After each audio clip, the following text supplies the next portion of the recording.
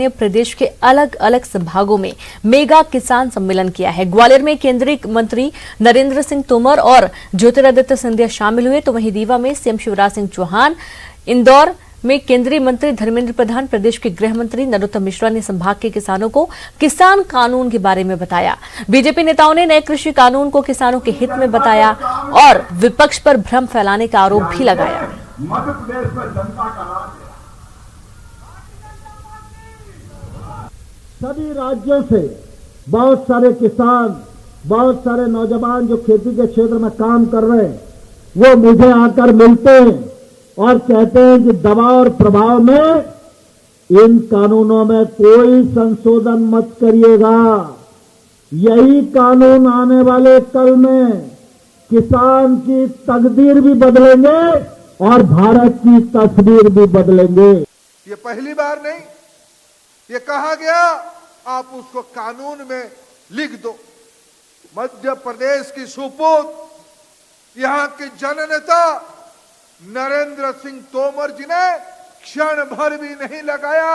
किसान भाइयों को कहा, अगर आपका इसी विषय पे शंका है, आइए, मैं लिख के देने के लिए तैयार हूं। मेरे प्रधानमंत्री जी ने मेरे को जिम्मेवारी दिया है, अधिकार दिया है, हम लिख के देने के लिए तैयार है। किसान कानून का विरोध करेंगे, क्या खा के विरोध करोगे? 100 चूहे खा के बिल्ली हज करने जा रही है। राहुल गांधी विरोध कर रहे हैं। राहुल गांधी, तुम्हें मालूम है खेती क्या होती है रे? किसानी क्या होती है? गुड़ गन्ने के रस से बनता है कि मशीन में से निकलता है, पता है तुम्हें? ज्वार का भुट्टा ऐसे लगता है कि ऐसे लगता है, बता सकते हो क्या तुम? देश की चिंता नहीं कर रहा है, दुर्भाग्य की बात है। और इसलिए गैर जवाबदार विपक्ष होने के कारण देश में समस्या एक के बाद एक बढ़ती जा रही है। कोविड के पहले सीए का आंदोलन को भड़काने का काम इन सब लोगों ने किया था, वही लोग अब किसान आंदोलन को भड़काने का काम कर रहे हैं। किसान जब संकलित होगा और मजबूत होगा, तब देश मजबूत होगा। और जो कानून आज लागू किए गए हैं, 3 कानून, देश को आत्मनिर्भर करेंगे। विपक्ष आज बैठा हुआ है, पीछे से आग फूंक रहा है इस आंदोलन के आधार पर।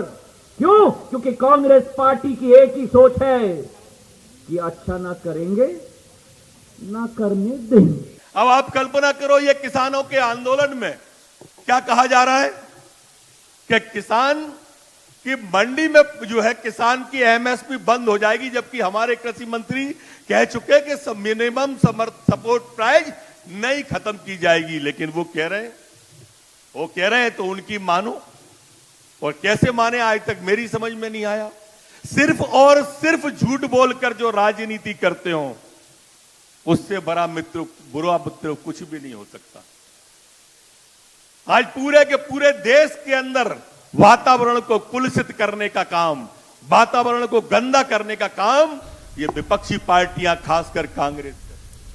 तो एक कृषि कानून को लेकर कमलनाथ ने सरकार पर निशाना साधा। उन्होंने ट्वीट करते हुए लिखा कि शिवराज जी की किसानों के लिए पिछले 17 वर्षों से की गई घोषणाओं का हिसाब लगाया जाए तो उस हिसाब से हमारे प्रदेश का किसान आज देश में सबसे समृद्ध किसान होना चाहिए, लेकिन मध्य प्रदेश की स्थिति तो उसके विपरीत है। नए कृषि कानून को लेकर कांग्रेस विधायक लक्ष्मण सिंह का बयान आया है। उन्होंने कहा कि कांग्रेस पार्टी का स्टैंड पूरी तरह से बिल को खारिज करने पर नहीं होना चाहिए। लक्ष्मण सिंह ने कहा कि फ्रूट प्रोसेसिंग और वेजिटेबल प्रोसेसिंग और स्टोरेज में प्राइवेट प्लेयर आना चाहिए। साथ ही उन्होंने कहा कि मोटे अनाज वाले किसानों के लिए बिल के प्रावधान सही नहीं है। एमएसपी बढ़ा दें और खरीद समय पर हो। एफसीआई की जगह निजी क्षेत्र को लाना उचित है।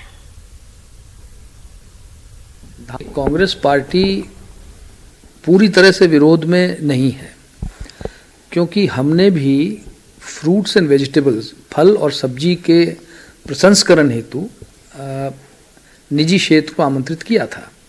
लेकिन फल और सब्जी उगाने वाले मुश्किल से 15-20% किसान होंगे पूरे देश में, लेकिन 80% किसान मोटा अनाज उगाता है।